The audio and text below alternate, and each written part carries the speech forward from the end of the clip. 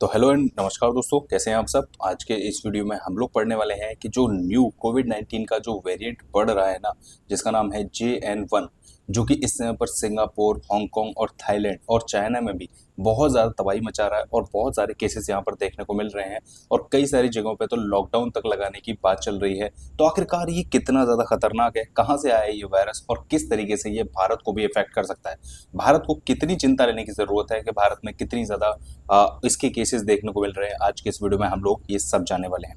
तो वीडियो को यहाँ पर हम लोग शुरू करते हैं एंड मेक श्योर अगर आप लोगों ने इस चैनल को अभी तक सब्सक्राइब नहीं किया है तो आप लोग सब्सक्राइब जरूर कर लीजिएगा ताकि आप लोग आने वाली अपडेट्स मिस ना कर दो। चलो देखो, ये है कुछ खतरनाक वायरस। ये आप लोग देख रहे हैं कोविड 19। आप लोग भली भांति परिचित होंगे इससे, जब 2020 में आया था। तो देखो, बहुत सारी वेबसाइट्स ने, बहुत सारे न्यूज़ आर्टिकल्स ने इसको कवर किया है, इस न्यूज़ को, कि सिंगापुर, हांगकांग और थाईलैंड में बहुत ज़्यादा ये वायरस बढ़ता जा रहा है और इंडिया को क्या इससे वरिड होने की ज़रूरत है। मतलब इंडिया में भी क्या लॉकडाउन की स्थिति आएगी या लॉकडाउन की मतलब भारत में क्या स्थिति चल रही है उसके बारे में बात की गई। देख सकते हैं आप लोग, दुनिया के बड़े बड़े जो मीडिया हाउसेस हैं उन्होंने कवर किया है, इंडिया में भी कवर किया है कि इस कोविड बैक क्या, कि मतलब बहुत सारी अथॉरिटीज़ है भारत की, वो भी इस समय पर काफ़ी ज़्यादा एक्टिव हो गई हैं, फिर से सजग हो गई हैं। क्योंकि हांगकांग और सिंगापुर, देखो ये एशियाई कंट्रीज़ है और यहाँ से भारत का ट्रेड भी होता है, आना जाना भी लगा रहता है। तो इसकी वजह से कई बार क्या होता है कि एयरपोर्ट्स वगैरह पे भी भारत में इस समय पर ना चेकिंग्स बढ़ा दी गई हैं ताकि बहुत ज़्यादा केसेस भारत में ना आने पाएँ या भारत में क्या स्थिति है इस समय पर। ठीक है, ये देख सकते हो आप लोग, कोविड 19 स्पाइक्स इन इंडिया। ठीक है, several countries witness rise in covid 19 cases. Is it safe to travel these nations. अभी इस बारे में भी बात चल रही है कि क्या भारत बहुत सारे देशों पे, मतलब जो विदेश हैं, बहुत सारे देश हैं जैसे कि जिसमें USA भी है और सिंगापुर, खास करके अगर मैं बात करूँ तो सिंगापुर है, ठीक है, हांगकांग है, ठीक है, इसके अलावा चाइना भी है। तो इन देशों पर क्या, जो यहाँ से जो लोग आ रहे हैं उनके बारे में और जो यहाँ से वहाँ जा रहे हैं उनके बारे में भी क्या उनकी टेस्टिंग वगैरह होगी और बाकी सारी चीज़ें जैसे पहले चल रहा था ना, क्या वो चीज़ें लौट कर आएंगी या नहीं, इसके बारे में भी बात हो रही है। देखो, सबसे पहले हम लोग जानते हैं कि आखिरकार ये मुद्दा क्या है, न्यूज़ आखिरकार है क्या। तो देखो, न्यूज़ इस समय पर यह है कि एक रिसेंटली मतलब एक फिर से एक वेव आई है कोविड 19 की। देखो, कोविड 19 की वेव तो ऐसी हो गई है कि आती रहती है। मतलब 2020 में जो कोविड आया था वो सबसे ज़्यादा खतरनाक था। उसके उसके बाद फिर first wave, second wave, third wave, उसके बाद धीरे धीरे करके। और सबसे मतलब खराब चीज़ इस वायरस की ये है कि ये एक तरीके से कह सकते हो कि लोग कि अपना स्वभाव, मतलब एक तरीके से कि म्यूटेशन वायरस है। ठीक है, म्यूटेशन मतलब होता है कि जैसे पहले एक था कि भाई कोविड 19 था, फिर उसने म्यूटेट होकर कोई अलग वर्जन बना लिया, फिर ओमिक्रोन बना लिया, फिर कोई और बना लिया, और अलग अलग देशों में अलग अलग इसके म्यूटेशन पाए गए हैं। मतलब कई सारे देशों में अलग अलग तरीके के म्यूटेशन वायरस पाए गए हैं इसके, किसी जगह पर कैसा, किसी जगह पर कैसा। और अभी के लिए बात कर रहे हैं तो वो काफ़ी ज़्यादा, मतलब कह सकते हो कि बहुत सीवियर स्टेज वाला नहीं है जो इस समय पर JN1 जो फैल रहा है, लेकिन कम भी नहीं है, मतलब एक तरीके से कम नहीं आंक सकते उसको सीरियसली। देखो, अभी ये जो है ना वो साउथ ईस्ट एशिया के, मतलब जो डेंसली पॉपुलेटेड रीजन है वहाँ पर बहुत ज़्यादा फैल रहा है, जैसे कि हांगकांग है, सिंगापुर है, चाइना है, थाईलैंड है। तो यहाँ पर काफ़ी ज़्यादा कोविड 19 के केसेस देखने को मिले। अगर हम वर्तमान की स्थिति देखें कि आखिरकार कितने कितने केसेस देखने को मिल रहे हैं, तो देखो सिंगापुर वगैरह हम बात करें तो लगभग लगभग 14,500 केसेस इस सप्ताह देखने को मिल चुके हैं। और कौन सा है, JN.1 वही है। यहाँ पर बोला ये गया है कि मास्क मास्क जो फिर से अनिवार्य कर देंगे कि आप लोग मास्क लगा कर चलिए। थाईलैंड में काफ़ी ज़्यादा बुरा हाल है, 33 मतलब 33,000 के आसपास केसेस, और इससे भी ज़्यादा है डेटा, मतलब जो अभी देखने को मिल रहे हैं। ठीक है, ये भी JN1 है। यहाँ पर ICU में एडमिशन्स बढ़ गए हैं, मतलब ICU में काफ़ी ज़्यादा पेशेंट जा रहे हैं। हांगकांग में लगभग लगभग 9,500 है। यहाँ पर देखिए JN1 और एक BA.2.86, ये भी एक कोविड 19 का ही प्रकार है, ओमिक्रॉन का। यहाँ पर स्कूलों में भी अलर्ट जारी कर दिया गया। US में कहें तो देखो, इसका जो डेटा है ना वो पूरी तरीके से अभी डिक्लेयर नहीं किया गया। हाँ भाई, US क्यों बताएगा अपने डेटा के बारे में, क्लियर है।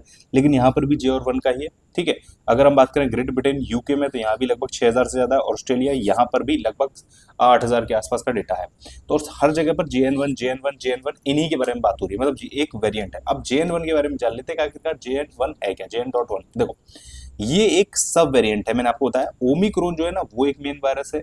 ओमिक्रॉन के BA.2.86 पिरोला जिसको बोला जाता है, ये उससे उत्पन्न हुआ है। मतलब एक तरीके से पहले ओमिक्रॉन था, ओमिक्रॉन से मतलब ये देखो वो वाली चीज है कि ओमिक्रॉन था, ओमिक्रॉन पर मतलब जो वैक्सीन वगैरह बनाएगी, बूस्टर डोज बनाएगी, उससे ना उसके ऊपर असर होने लगा, वो कमजोर होने लगा, तो इसने अपना म्यूटेशन तैयार कर लिया कि अच्छा ऐसी बात है, तो मैं एक नया म्यूटेशन दे देता हूँ। तो JN.1 ये इसका म्यूटेशन है, सब वेरिएंट है, एक नई ब्रांच खोल ली है, इस तरीके से आप लोग समझ सकते हैं इसको।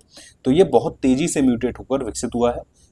ये इसके जो प्रकार दिए गए हैं कि जैसे वेरिएंट्स अधिक संक्रामक माना जाता है, ये मतलब ऐसा था, देखो इससे ना कुछ और ये पैदा हुआ, इससे ये पैदा हुआ, इससे ये भी पैदा हुआ, ये भी पैदा हुआ, तो इन सब में सबसे ज्यादा खतरनाक जो है ना वो इस समय पर JN.1 है, जो सबसे ज्यादा तेजी से म्यूटेट हो रहा है। ठीक है, WHO ने से अभी अभी के लिए अगर हम बात करें तो वेरिएंट ऑफ इंटरेस्ट माना है, मतलब बहुत ज्यादा खतरनाक इसको नहीं माना है, अभी उस कैटेगरी में नहीं डाला है कि ये बहुत ज्यादा खतरनाक है, इसके लिए लॉकडाउन लगाना चाहिए या फिर कुछ और नई गाइडलाइन जारी करनी चाहिए। लेकिन हाँ, जिस तरीके से ये बढ़ रहा है ना, धीरे धीरे करके हो सकता है कि इसको भी आगे जाकर खतरनाक स्थिति में मान लिया जाए WHO द्वारा। अच्छा, इसके लक्षण क्या होते हैं? लक्षण वही है जो पहले थे, ठीक है, जैसे कि गले में खराश, खांसी जुकाम, सिर दर्द, बदन दर्द, थकान और सुस्ती। ठीक है, गंभीर लक्षण भी हो सकते हैं कि सांस लेने में तकलीफ है, तेज बुखार है, आंखों में सैचुरेशन में गिरावट है, डिहाइड्रेशन, चक्कर आना है। कुल मिला के कहानी है कि अगर आप लोगों को कुछ भी होता है तो आप लोग तुरंत ही डॉक्टर को दिखाएं, इलाज करें और ये सारी चीजें मतलब गंभीरता से लें इन सब चीजों को। अच्छा, अधिकांश जो लक्षण है ना सामान्य सर्दी जुकाम जैसे होते हैं, लेकिन बुजुर्ग और बीमार व्यक्तियों के लिए गंभीर रूप ले सकता है। अच्छा, ये चीज तो जब कोविड-19 आया था ना तब भी थी कि जो बुजुर्ग है, बीमार है या जिनको लंबे समय से बीमारी है, जो लोग दवाएं खाते हैं, तो उन लोग और जो खास करके छोटे बच्चे हैं जिनमें जो इम्यूनिटी की कमी है, तो वो लोग अपना खास ज्यादा ध्यान रखें। अच्छा, कोविड-19 की भारत में क्या स्थिति है, मतलब इस समय भारत में इस चीज की क्या स्थिति है? तो भारत में लगभग 257 मामले हैं, जिसमें 164 लास्ट वीक में आए हैं, 95 केरल में आए हैं, तमिलनाडु में 66 है, महाराष्ट्र में 56 हैं, इस तरीके से केस हैं। और रिकवरी की अगर हम रेट देखें ना तो 98.76% भारत में रिकवरी रेट है। अस्पताल में सिर्फ 10% से भी कम मरीज भर्ती हो रहे हैं, लेकिन फिर भी देखो लाइटली नहीं ले सकते हैं। कोविड-19 है, मजाक की बात नहीं है, बहुत सारे लोगों ने अपने बहुत सारे लोगों को खोया है इसमें, तो मजाक में इसमें बिल्कुल भी ले सकते। देखो, भारत में तैयारी भी इसके लेकर शुरू हो गई है कि जो DGSC है, ICMR है, NCDC है, तो इन्होंने अपनी एक उच्च स्तरीय बैठक जारी की है, जिसमें इन्होंने गाइडलाइंस जारी की हैं लोगों के लिए भी, और खास करके बताया गया है क्या क्या स्टेप्स लिए जाएंगे। अस्पतालों में आइसोलेशन वार्ड्स को तैयार किया जा रहा है, सर्विलांस सिस्टम सक्रिय कर दिया गया है फिर से, कि जितने भी मतलब इंटरनेशनल टूरिस्ट वगैरह आएंगे और जाएंगे उनकी मतलब पूरी तरीके से टेस्टिंग वगैरह की जाएगी। कोविड टेस्टिंग, जीनोम सीक्वेंसेस ये भी तेज कर दी गई है। वैक्सीनेशन की बूस्टर डोज पर भी अब जोर दिया जा रहा है कि जो लोग जिन लोगों ने नहीं लिए वो लोग बूस्टर डोज भी ले लें, अगर आपने नहीं ली तो आप लोग भी जरूर ले लीजिएगा। सतर्कता, जागरूकता और तैयारियों पर जोर दिया जा रहा है कि भाई देखो बहुत ज्यादा भीड़ भाड़ वाले इलाकों में ना जाए, जितना हो सके बचाव करें, और अगर आपको ऐसे कोई लक्षण दिखते हैं तो तुरंत अपने डॉक्टर से सलाह लें, अपना टेस्ट कराएं, और अगर आपको कोविड पॉजिटिव आता है तो आप अपने प्रिकॉशंस लें, घर पर इलाज हो सकता है तो घर पर करें, वरना डॉक्टर के पास जाएं और डॉक्टर से उचित इलाज कराएं। तो ये सारी चीजें भारत ने भी तैयारी करनी है। अच्छा, भारत की जो रणनीति है इससे निपटने की और जो वर्ल्ड की है उसके बारे में बात करें, देखो भारत की स्थिति के बारे में बात करूँ ना तो आप लोगों ने अभी जो आंकड़े देखे उसके हिसाब से आपको एक चीज पता चली होगी कि भारत में जो स्थिति है ना इतनी ज्यादा अभी गंभीर नहीं पहुंची है, मतलब 200-250 केस हैं और लगभग लगभग 100% ही आप मान सकते हो, 98.99% के मतलब सभी लोग ठीक हो रहे हैं आसानी से। तो बहुत ज्यादा भारत में भी इस समय पर दिक्कत की बात नहीं है, लेकिन देखो होता है ना, prevention is better than cure, तो वो करने की जरूरत है, कहीं ऐसा ना हो कि बहुत ज्यादा दिक्कत है हो जाए या बहुत ज्यादा हम लाइटली ले लें कोविड-19 को कि चलो ठीक है हो गया, भारत में तो नहीं हो रहा है। तो ये कभी भी भारत में भी तेजी से फैल सकता है और कुछ भी हो सकता है, तो इसलिए भारत को बिल्कुल भी लाइटली नहीं लेना है।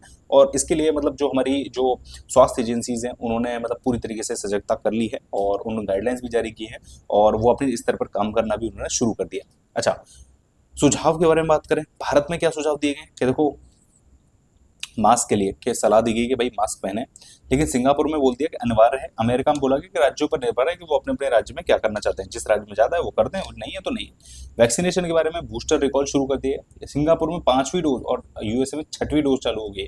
स्क्रीनिंग भारत में अभी सीमित है कि सिर्फ जो इतने भी मतलब इंटरनेशनल टूरिस्ट वगैरह, फॉरेन टूरिस्ट वगैरह और बाकी सारी जगह पर की जा रहा है, लेकिन सिंगापुर में एयरपोर्ट्स पर कर दिया गया है, कुछ राज्यों में अमेरिका में भी कर दिया गया। ICU भारत में मीडियम लेवल है, मध्यम है, और लेकिन सिंगापुर में काफी हाई लेवल है क्योंकि काफी ज्यादा केसेस देखने को मिल रहे हैं, और USA में भी नॉर्मल स्थिति है, बहुत ज्यादा नहीं है। अच्छा, निष्कर्ष के बारे में बात करें, कंक्लूजन क्या है, तो दुनिया के कई हिस्सों में कोविड फिर से जोर उठा रहा है, भारत को भी और सतर्क रहना होगा, अपने वैश्विक अनुभव से सीखकर खुद को तैयार रखना होगा, सतर्क रहिए और सुरक्षित रहिए। विक्रम पेट्रोल वाली लाइन लग रही है, लेकिन नहीं, ये कोविड-19 के लिए भी है कि भाई सतर्क रहिए, सुरक्षित रहिए। तो कुल मिलाकर उम्मीद करता हूँ आप लोगों को समझ में आ गया होगा कि कोविड-19 जो फिर से आ रहा है तो उसकी क्या स्थिति है और भारत में उसके क्या परिणाम होने वाले हैं।